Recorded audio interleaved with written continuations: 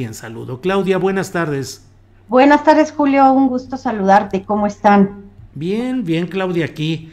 saliendo adelante, trabajando como andamos todos. Claudia, ¿de qué nos deseas hablar en esta ocasión? ¿Qué tema deseas desarrollar, por favor?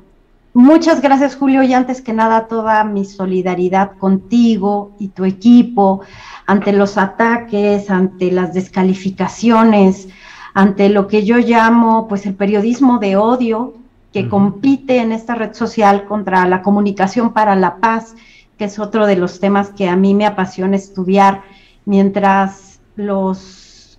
comunicadores no entendamos algunos que la comunicación para la paz es la única manera de fortalecer la democracia, Julio, pues esto no va a caminar, y algunos que se dicen políticos, pues que también lo están aprovechando para ganar likes, pues me parece, Julio, que toda la solidaridad contigo y tu equipo, que te has caracterizado, Julio, por buscar posiciones que no sean dogmáticas y por el pensamiento crítico. Mi reconocimiento y mi cariño para ti, Julio. Muchas gracias, Claudia. Aprecio mucho tus palabras. Te lo Y agradezco de verdad. muchísimas gracias por el espacio, Julio. Pues comentarte que hay otra vez dos temas vinculados con los medicamentos, el asunto de las declaraciones del secretario Hugo López-Gatell sobre Subsecretario. los chicos que están padeciendo pues el cáncer, sus familias. Me parece que el secretario simplificó de una manera que puede estar descontextualizada, Julio, esta declaración de que los niños con cáncer quieren dar un golpe de estado. Me parece una simplificación muy riesgosa en este mundo de las redes sociales. Creo que lo que quería decir el secretario es que están siendo utilizados, que es algo de lo que nosotros hablábamos, y yo me metí a revisar mis grabaciones con los padres de los niños enfermos de cáncer que han estado luchando por obtener medicamentos, y sí volví a confirmar, Julio, que ellos desde hace más de 3 años y medio, todavía con el gobierno de Peña Nieto, ya habían iniciado este movimiento de quejas y de búsqueda de los medicamentos por el desabasto. Sí confirmé, de acuerdo con la grabación que las compartiré en su momento, que los padres han estado en contacto con algunas de las farmacéuticas, principalmente PISA, y que lo que sí es cierto, Julio, es que ¿quién le puede negar a un padre el derecho a buscar el medicamento donde sea para sus hijos, para que sus hijos reciban las quimioterapias, para que sus hijos salven la vida? Yo creo que no le podemos negar a nadie eso, y que la maldad política se encuentra tanto en una empresa que alimenta este movimiento y que busca de alguna manera exponenciarlo a través de las relaciones que tiene con algunos columnistas, con algunos periodistas, para exacerbar la información. Tan deleznable es eso como el que, sabiendo que hay posibilidad de suministrar medicamentos en el país, no se haga. Entonces, dicho eso, Julio, me parece que es momento en materia de suministro de medicamentos oncológicos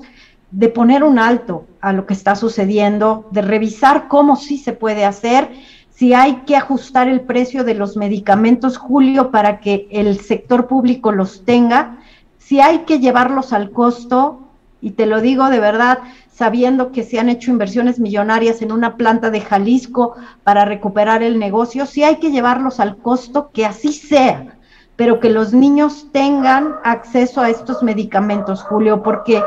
no se vale que esté sucediendo esto, e insisto, ya venía pasando desde el gobierno de Peña Nieto que había escasez de medicamentos, de acuerdo con lo que dicen los padres. Y bueno, Julio,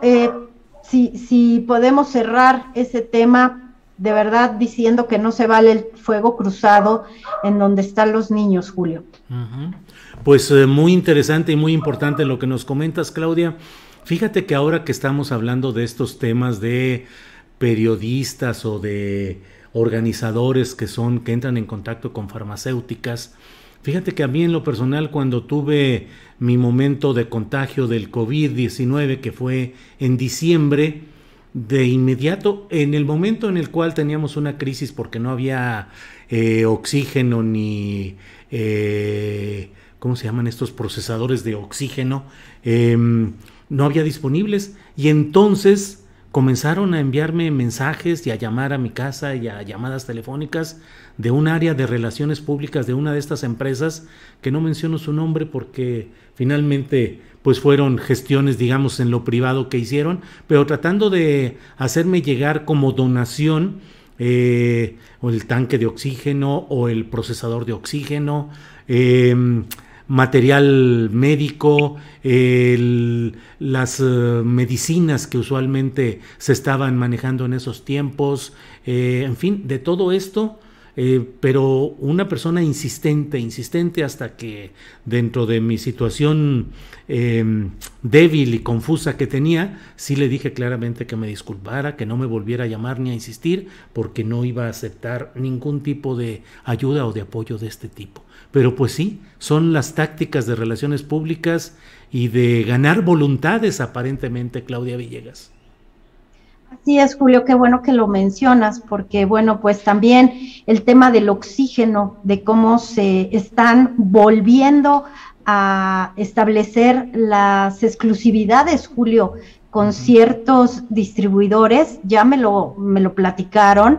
y que la Comisión Federal de Competencia también debería de estar atenta, como pues las 2 o 3 grandes empresas que controlan los gases medicinales, los oxígenos, se fortalecieron de una manera impresionante, Julio, ahora que lo mencionas. Y yo creo que el gobierno del presidente López Obrador tiene la fuerza, tiene la autoridad moral para regresar y observar qué es lo que está pasando con el suministro de los medicamentos, para que los niños, para que las personas que necesitan los puedan tener, Julio, porque a diferencia de otras enfermedades,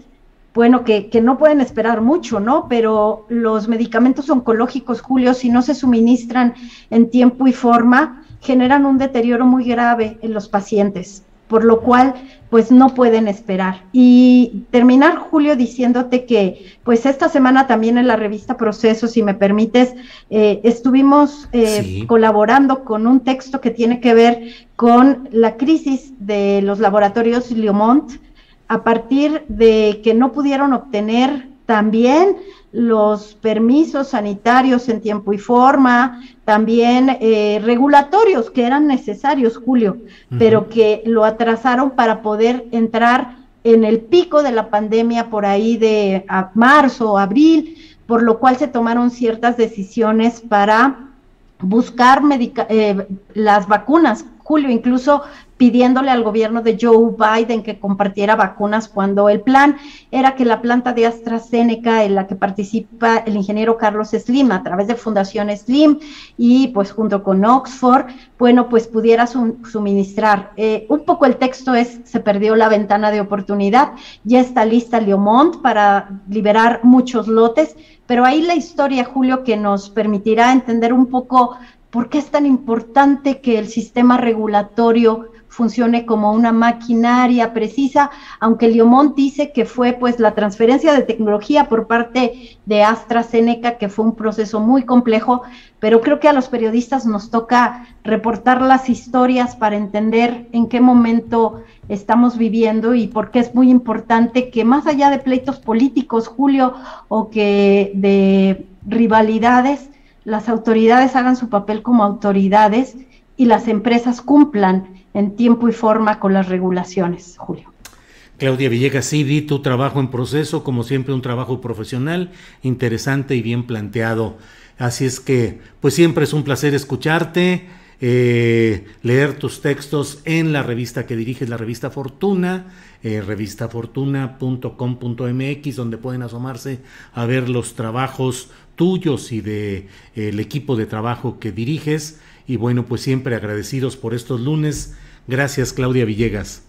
Muchas gracias, Julio, por el lunes de Economía en Astillero. Gracias siempre, un abrazo y pues seguimos pendientes para la próxima semana. Cómo no, muchas gracias, Claudia Villegas.